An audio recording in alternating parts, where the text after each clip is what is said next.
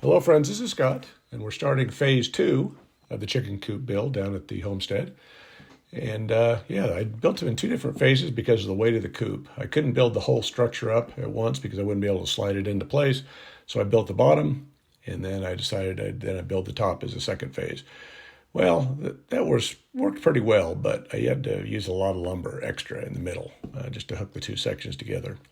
But I got my chainsaw out and I cut the door frame out. So I want a walk-in coop, I decided. So that's plenty of space for me to get in there and be able to maneuver around.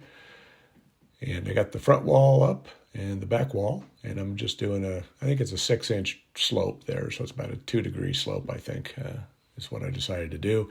I'm not the best on slopes.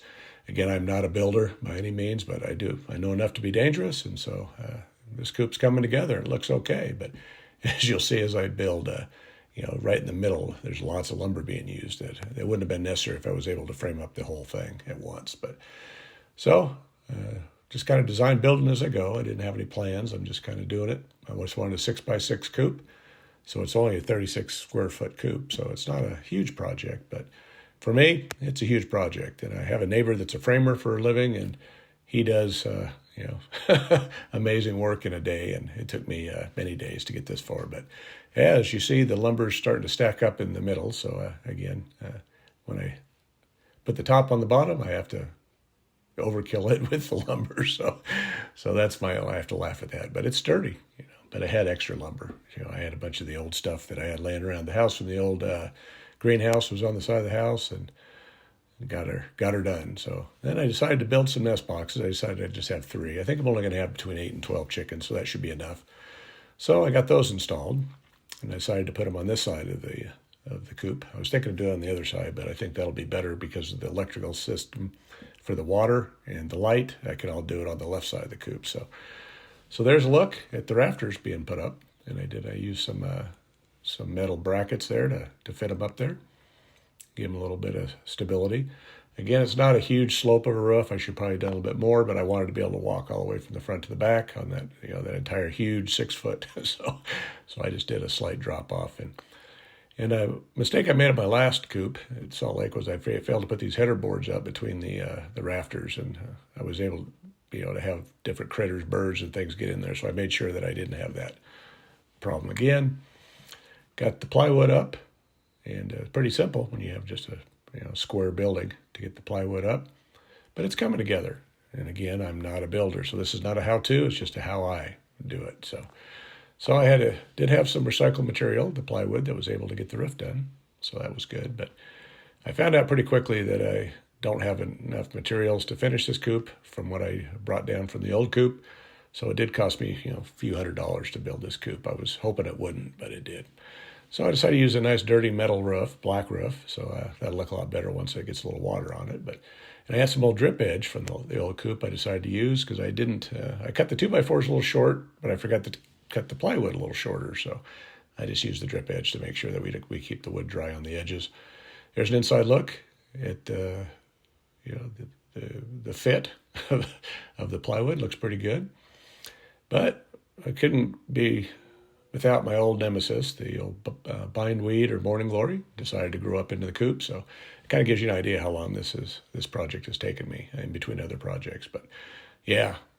Well, the first chicken, Barnavelder, decided to check out the coop before I had the front on it and checking out her new home. So I think the chickens will be very happy here. I started to get the plywood up on the walls. And again, I was able to mix and match different sections of plywood, which took me a while. So I did frame in the door, and I decided to, try to do it as square as possible. So I shimmed it. And I'm not a door guy by any means, but yeah, I think that turned out pretty good. It was pretty square. So I got most of the plywood on except the front. And I think I have enough to do the front. But again, I'm going to have to buy a couple more sheets, I think, because I'm running low. I did find and the first occupant of this chicken coop I think it's called a cat face spider. I've seen one of these before, but it's been a long time. But as you see, that little pattern on the back looks like a cat. But showing you, I got the first piece of plywood on the front, and it's all looking pretty good. It's kind of looks like I know what I'm doing, but yeah, not really. But got the whole front plywooded in, and then I started doing the siding, and I found out that the siding, has those grooves, and you got to line everything up. So I thought I had enough siding, but I don't. So took this old bracket from my old coop that I used to hold the light in place, and I got the light installed, drilled a hole, and got that in. As you see here, it's a nice glare, but yeah, that coop will be nicely lit when it needs to be. So I'm going to try not to run the light all winter long, but we'll see how that goes. So then I decided time to do the door, and yeah, got that all in and got it hinged up and put a little vent in with some hardware cloth on the top, because venting is a necessary component of a chicken coop, and I've got to add some other vents. I'm just going to drill some holes and put in some round vents, I think. But got the door closure hardware in, and it's a solid door.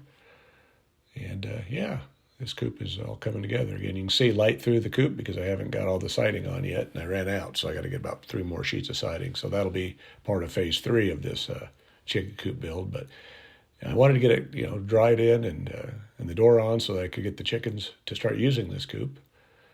And so I'll get the plywood or the siding here in a little bit and get that done in the next week or so. Got some pine shavings though, and got that all loaded up. I'll start with a thin layer, and then I'll just keep adding as it goes, and kind of do the deep litter system as the chickens manure in the coop. I'll just keep adding more of the shavings, and we'll have some good compost in the spring. Ripped out the old coop from inside this. I had to tear it apart or take it apart because I couldn't get it out the door. It was too wide. So now the chickens have a nice wide pen.